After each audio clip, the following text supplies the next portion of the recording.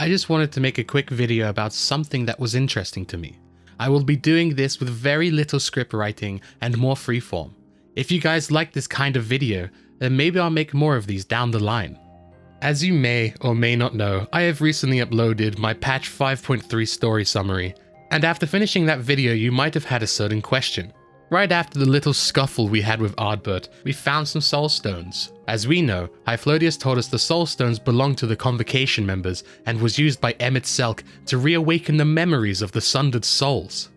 But the real question I had, and maybe you had, is whose stone is whose? So let's just start figuring it out. Each stone is engraved with a tiny constellation on it. What does the constellations mean, however, and how does this help us figure out what stone belongs to what Convocation member? This is what I'll try and explain today. So here's something you may or may not have known about the Final Fantasy XIV Ascians, is that their names do not originate from this game, but rather they originate from Final Fantasy XII. If you search up the Espers in Final Fantasy XII and look up their names are pretty much the exact same as the Ascians. There's Fandaniel, Laha Brea, Emmett Selk, and next to each name is a constellation. And if you remember, on each soul stone there is a constellation.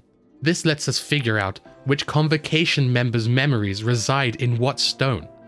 And if you think this is far-fetched, because I'm using knowledge from a different game to figure out something in Final Fantasy XIV, it actually isn't. Because in 2014, there was a fanfest and there was an interview with Michael Christopher Koji Fox, the co-lead world and lore developer for Final Fantasy XIV, as well as their senior translator. And he was asked a question about Final Fantasy XII and the Ascians being related to one another, and whether or not their story will pan out the same. And his answer went as follows. Final Fantasy is about borrowing, taking things from Final Fantasies did, and adjusting it and making it your own. The fact that the 14 team has a lot of people that worked on 12. Our main scenario writer worked on 12, the guy that did all the UI also worked on 12, and also Yoshida-san himself being a fan of Final Fantasy XII, this is one of the games they wanted to borrow heavily from because they thought it was really cool and they really liked the imagery and lore that it had. So it is confirmed that the Ascians are related to the Espers in Final Fantasy XII. Which would almost guarantee that the constellations on the stones are related to the constellations in Final Fantasy XII as well. I say almost because there are two that don't add up, but I will explain how we can make them add up later. So if we were to take one out, for example, the Crimson Crystal has the constellation of Leo on it, which means that this belonged to the seat of Fandaniel, the pursuer of all living phenomena. Now we know a lot about Fandaniel, which I don't want to get into in this video, but sadly the text written with this memory isn't detailed enough for us to get a true example that proves this theory, so let's choose a different crystal. The yellow crystal, which has the constellation of Libra on it, belonged to Amaurot, who specialized in fungal and plant life. From his crystal we hear, "Behold my friends, embraced by the earth and caressed by the wind, vibrant life flourishes and all is right in creation." Doesn't that just sound like something someone would say if they were a specialist in fungal and plant life? We don't really know that much about Amaurot as an Ascian or even as a Convocation member, but this just sounds like something he would say, and I truly believe that this theory is right. Let me do two more, and I won't do all of them, I'll only do two more, and I think with these last two you'll believe that all of them must work in this theory as well, even if the words they say don't necessarily match the role they are as a Convocation member.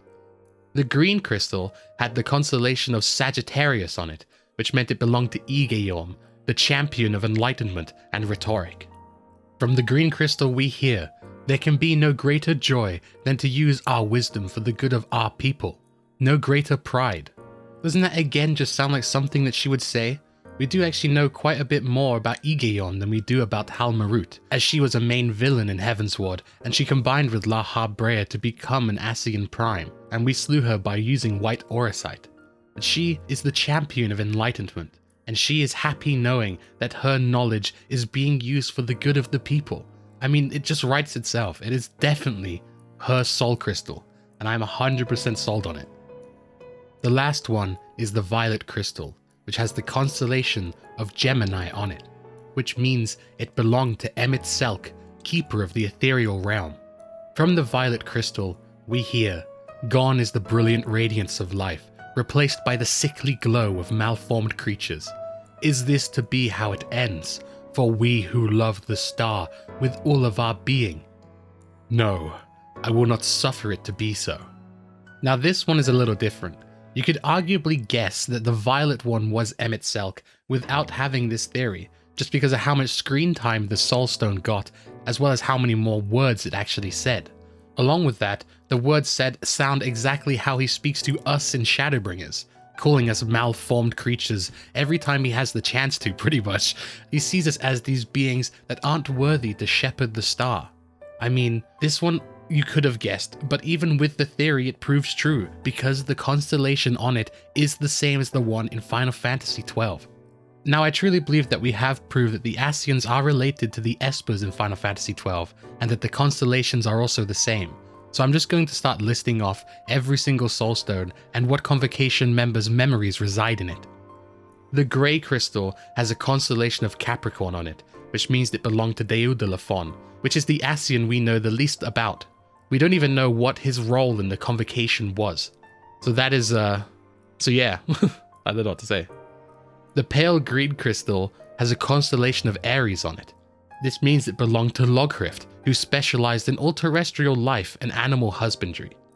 The Purple Crystal had a constellation of Taurus on it, and coincidentally is owned by the seat of Metron, who specializes in aquatic life.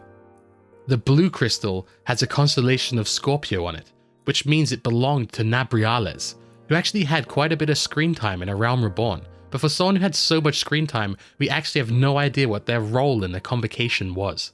Pretty strange considering. The Turquoise Crystal has the constellation of Aquarius on it, which means it belongs to Amaurot. Amaurot. I will never know how to pronounce this name because it just doesn't make sense. I'm just going to go with Amaurot, who specializes in medicine and healing. The Sky Blue Crystal has a constellation of Pisces on it, which means it belonged to Laha Brea, the speaker of the Convocation, who specializes in creation magics and the chief keyword of Pandemonium. The Pink Crystal has the constellation of Virgo on it, which means it belonged to Altima, the advocate of the arts. And finally, the Scarlet Crystal has the constellation of Cancer on it, which means it belongs to Pashtarot, the preserver of discipline and order. Now, you may have noticed that we didn't mention two crystals, and that is because two of them are anomalies. The first one being a Zem, which is the Orange Crystal. We already know it's a Zem because he did tell us right after the Warrior of Light fight, and it doesn't have a constellation on it, instead it has the symbol of the sun. The way I see it is because he wasn't meant to have his own stone, therefore he didn't have a constellation engraved on it. And then the second anomaly is the Colorless Crystal.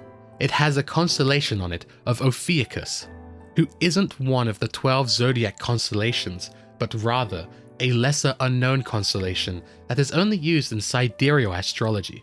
It is the hidden 13th constellation that most don't use, but it is still technically a constellation. In Final Fantasy XII, there is a certain Ascian that doesn't exist, Elidibus. Who did the constellation of Ophiuchus belong to then? Zodiac.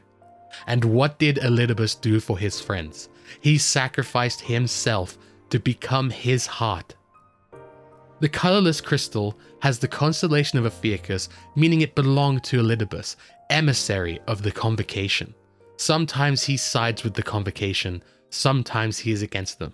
Everything he does is for the betterment of the star, and from his crystal we hear, "From this life our Savior is born. May I be worthy of the honor." Even without making that leap of logic, that Zodiac has the same constellation as Elidibus's crystal, you could almost tell that it is him because he is offering himself to become his heart. And that about wraps up all I wanted to talk about. I was just really interested to know whose crystal belonged to which Convocation member, so I did some digging and decided to share that information with you guys here in a short form video. It's not really useful knowledge as it doesn't improve our own knowledge about any of the members, but I do believe that it gives a little bit of insight as to who every Convocation member was, something we surely lacked until Endwalker. It is just interesting to know who said what, and it does give us better understanding of every member. I thank everyone who decided to stick around and watch to the end. If you have the spare time, please drop a subscribe to the channel, I don't usually ask for this on my main videos because it is too long and almost nobody sticks around to the end, but if you do it, I appreciate it. Make sure to give it a thumbs up if you enjoyed, or give it a thumbs down if you didn't. Drop a comment because I read every single one, and the engagement lets me know to keep making more videos like this. Until then, I'll see you in the next video. Goodbye.